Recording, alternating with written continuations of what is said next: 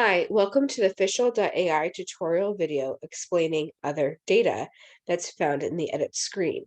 To get to the edit screen, you're either going to start in your private collection image listing or your team image listing. To get to there, you're going to select images to edit and then click on the edit action button. Make sure that the image ID is highlighted and the image thumbnail is selected. You can tell because it will be highlighted in pale blue.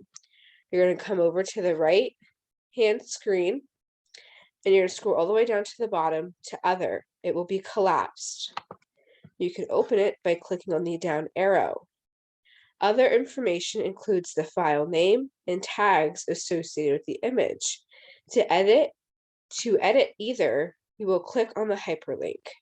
To edit file name, you will click on file name, and you will now be able to change the file name. You will then click on confirm once you have made your changes. To add tags, you're going to type in a custom tag here, and then you'll click on the add button, and then you'll click on confirm. That's it for the other screen. Thank you for watching this tutorial video.